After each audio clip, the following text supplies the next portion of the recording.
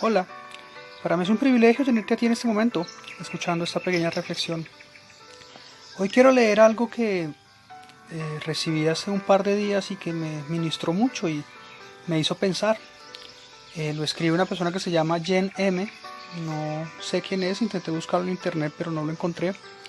Y decía, desearía poderme disculpar con cada ser humano que ha sido herido por la iglesia de una u otra manera. A todos aquellos que se han alejado de la iglesia o de Dios porque un cristiano, y lo pone entre comillas, los humilló por no encajar en su molde. Lo siento mucho por todos aquellos que pretenden tener todo en orden y actúan como si la perfección existiera, lo cual termina en la idea de que el cristianismo es un truco. No lo es. Yo no soy menos pecador que cualquier otro. Perdón si alguien que clamaba conocer el amor de Cristo te empujó hacia afuera en vez de traerte cerca. Perdónanos. Y eso realmente en los últimos días ha calado mucho en mí, porque en algunas conversaciones con algunas personas dicen, bueno, pero ¿por qué si lo que usted dice es cierto y la palabra que usted dice es cierto, hay tanta gente que dice que sigue a Dios y que hace cosas malas? Yo no me alejo de eso, eso es cierto, y seguramente todos hemos cometido errores. Seguramente yo de manera voluntaria o involuntaria, por intentar darle a conocer a la gente que quiero la palabra de Dios y lo que es Dios, he cometido errores porque a lo mejor me he apresurado. Claramente en todas las denominaciones católicas, cristianas y demás hay personas que se han aprovechado de esa condición y de la inocencia de la gente para hacer cosas que no son.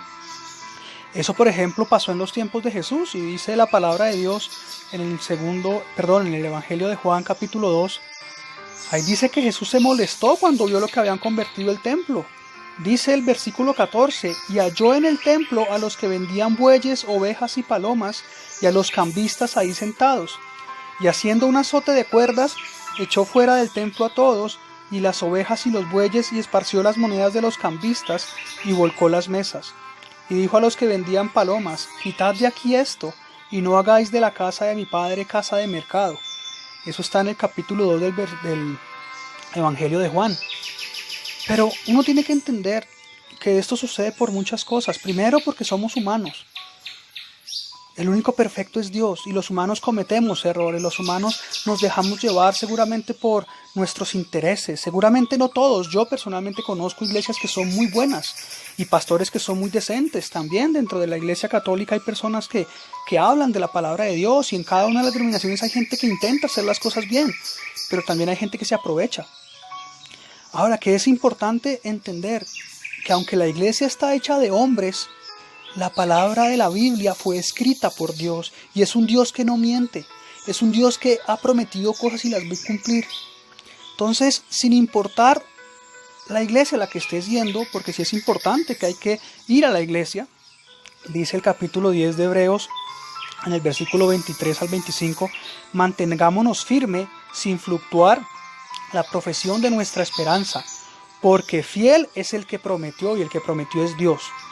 Y consideremos unos a otros para estimularnos al amor y a las buenas obras, no dejando de congregarnos como algunos tienen por costumbre, sino exhortándonos y tanto más cuando veis que aquel día se acerca. Hay que buscar a Dios, al Dios de la Biblia, al Dios de la palabra, al Dios que es real, al Dios que existe. Hay muchas iglesias donde se siente la presencia de Dios, hay otras donde no tanto. Entonces, seguramente muchas personas han cometido errores tratando de profesar las verdades del Evangelio y de Dios y de la Biblia. Pero te pido que no por eso juzgues al Dios de la Biblia, que no por eso juzgues al Dios que te ama, que no por eso pongas en entredicho las cosas que Dios puede hacer por ti. Somos humanos y hemos cometido errores, seguramente de manera involuntaria o voluntaria, como muchas personas lo hacen. Pero no por eso pongas en entredicho la realidad, la certeza y la existencia de Dios. Señor Dios, te doy gracias por este día, porque sé que tú estás en el proceso, Señor, porque es tu palabra la que intento predicar, Señor, y llevar a más personas. Te pido que seas tú haciendo entender a las personas que han sido lesionadas por otros tratando de mostrarles tu palabra, que no eres tú el que lesiona, que tú los amas, Señor, que los humanos cometemos errores, pero que tú eres Dios, que tú eres soberano, que tú eres todopoderoso y que tú no mientes, Señor.